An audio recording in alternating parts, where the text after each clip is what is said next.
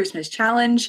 My apologies, I'm going live a little bit early. My plans for the morning took a sudden change yesterday, so here I am going to go through the final day of the challenge. So if you're catching this later today, or if you're catching it, in the distant future, everything will be saved in the group, Big Family Moms, so you can certainly track along with the challenge while it's still happening.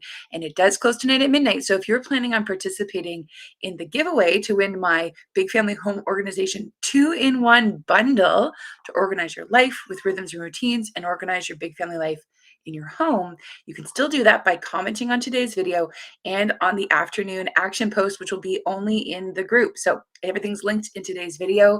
Today, let's get into it. How do we keep the clutter down? You might be thinking, Tara, this has been a great week so far. Thank you so much. Day 1 all the way to day 4. You've really helped me, pick what to do, have the courage to just tackle it, giving me some simple steps on how to do it.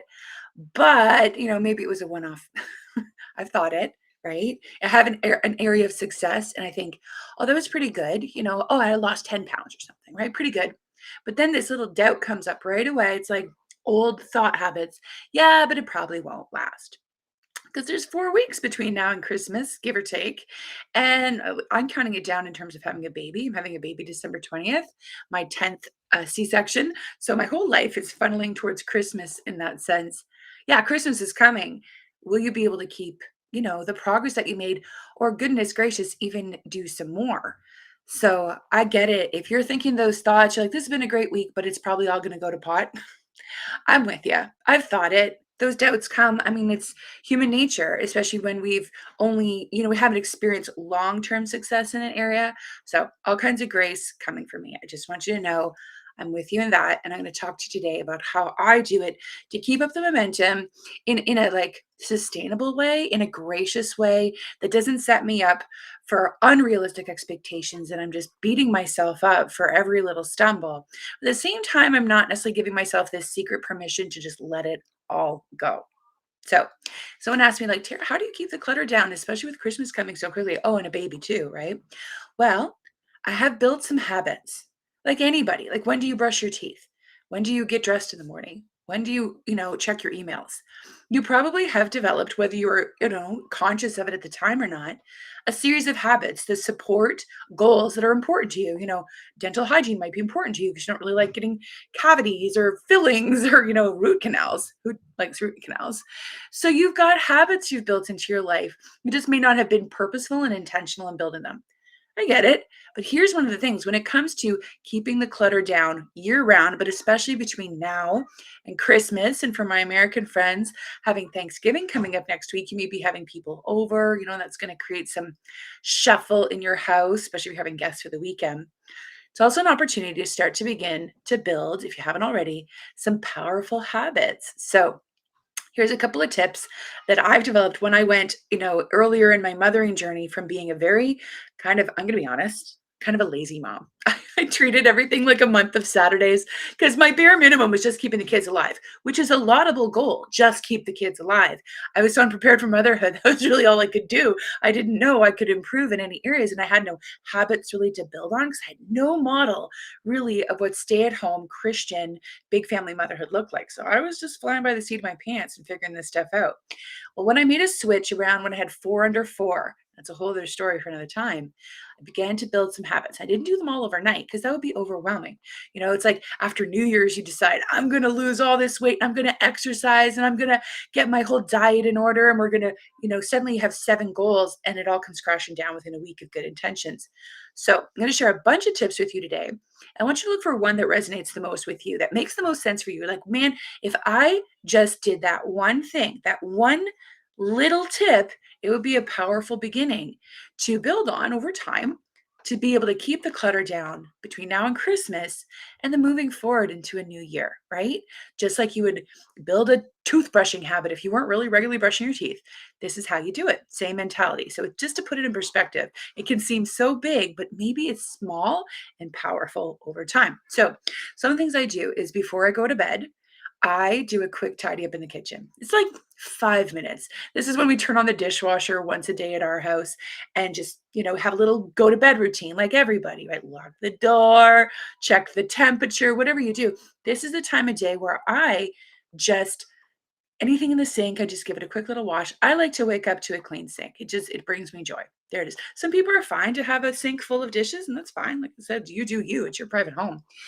I do a little tidy up before I go to bed. Not a massive one, just enough so I can start the day, kind of like in theater, where the stage is set and we're just ready to go. I just find it emotionally, mentally, and it just helps me sort of clear things and start fresh. Like God's mercies are new every day. I like having a tidy home in the morning. And we've already got a whole chore system built in that we do mostly after supper with our now 10 children that are old enough to actually participate in chores. So I don't have to do the massive cleanup. That would be exhausting. If I took care of everything with 10 children in the home, yeah, that's a recipe for burnout. But again, if you want to learn more about that, leave me a comment below and be like, how do you do chores with 10 children? I have a system and I've developed and it works really good. So I have got a whole free guide on how we do it actually. So pop a comment if you'd like to. I can send that to you if you'd like. Next, another tip that I do that I just built a habit into my life is instead of scrolling right before I go upstairs, that's when I just hit it for 10 minutes. Because, like, I could scroll. It's like me time when I'm scrolling and chatting with my friends on Facebook or whatever. I use that time wisely. I just do 10 minutes and get something done. And then I can maybe go scroll a little bit before I actually go to bed. Tip number two is I keep a permanent donation bin in a highly accessible area of my home. We have a mudroom just off our kitchen, kind of in like a you can go to the bathroom off the mudroom. There's a little laundry room, and we have the big giant crate for our Great Dane. So we call it the mudroom because that's where you track in your boots. And in that room, because it's a high traffic in and out area, I just keep like an Amazon box, like a cardboard box, nothing fancy, up a little bit high so little children can't see what's in there. And that is where things just go away. And I'd say like every other day, I drop something in there. A toy I kind of hate, a couple extra books that I never want to read again. Just a couple of things that I'm just like, you know what? I don't even want to keep this in my house. It's just clutter, right? Or it's going to quickly become clutter. Once I pop that stuff in the bin, honestly, it feels like a slam dunk. I'm like, I win.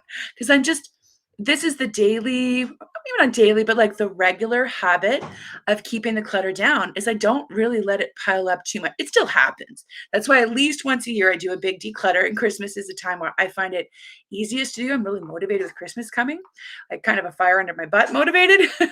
So keeping a permanent donation bin or a bag, whatever works for you, out of sight of the kids, but easy for you to access, powerful, has made a big difference in my life. Another tip that I have is put it away now. Put it away now. I know it might sound a little cumbersome, but that's probably, kind of more choice to think of that way. Oh, hang on, someone's coming in. Hey, Luke, can you go out? I'm talking to my friends. Thanks. I'll be almost done in a couple minutes. So put it away now. That's become a habit for me, like brushing my teeth. If it's on the floor, I'll either get a kid to put it away now or I'll just pick it up and put it away now. It's like I'm walking by the toy bin anyway. I'll just drop it in the bin. Because if we put everything off until later, well, you know how procrastination goes. It piles and it piles and it piles, and then it's a big mountain of stuff. And that can be not just psychologically, but physically overwhelming, especially if you're imminently expecting like I am. I don't do limbo on the stairs. If I put something on the stairs to go upstairs, at the next time I walk past it, it's like my little internal rule. I take it upstairs. I don't I guess I support myself in my intentions rather than being like, I'll get it next time, I'll get it next time. No, if it's unsafe to do so, of course, use common sense. But I might be juggling a toddler on one hip, taking them up for nap. And then there's just, two items on the stairs, a little pair of socks or whatever. Just grab it on the way up. And I found when I build these habits of little daily things, they are powerful and my home runs more smoothly. Now, I get the kids engaged in this. Like it might sound like I do all the work because today I just shared more things I do, but I've got a whole system of how I get the family involved because not only is it good life training for them and their future lives, whatever that looks like, and they're all going to live in context of relationship and have some place where they live. Many of them will probably marry statistically and have families and homes to care for. It's good life prep. But on a more short-term scale, it really pays off right now to have everybody meaningfully involved. I'm talking like 5 and up. Even oh my goodness, my little 2-year-old puts his own little morning diaper in the garbage. So I've learned how to do these things, like I said, going from a kind of more of a Saturday mom to a pro mom, but that's been a process. It wasn't an overnight. It did start with some head stuff and some heart stuff, but now it's flowed out into my life in all areas of my home. Having a rhythmic routine that really flows, having a home that's more comfortable, more safe, more inviting, where I just feel like I'm at home. I'm not just in a permanent kid zone or a mess all the time. Like even now in my room, which is something else I'm going to talk about. I think I'm talking about it next week of how to create a space that's just for you and your husband, that is not toyland. Wow. All these things I share in my rhythms and routine course and also in the big family home course. So that's a bundle I put together for a super low price. That sale is only on for a very short time. Now, you could win it by entering the giveaway this week, but there's only going to be one winner, right? So if you're like, Tara, I don't want to wait, I need this now, it's available for you to support you where you're at in a gracious way. But again, one step at a time, because if you try to do it all, like jumping up a mountain, you'll overwhelm yourself. But if you learn one step at a time, especially from someone who's gone ahead of you and done it, then it's absolutely achievable. You could be amazed with where your life could be, who you could be, what your home could look like with 1 year of little changes that actually add up. So, I just want to share that with you. Thank you so much for tracking with me during this challenge. If you're live in it, I see we've got some people in the chat. If you have any questions you want to ask me, let me just grab my phone and pull up the group and say hi to you this morning. I'm actually going to Walmart. How exciting, right? Yeah, I know. But it must be done. It will be done because my 16, almost 17-year-old daughter has no winter boots. Her feet have grown. I think they're done growing. So this boot's gonna last a while. So here we go. I'm gonna grab the live of right now. Where is it?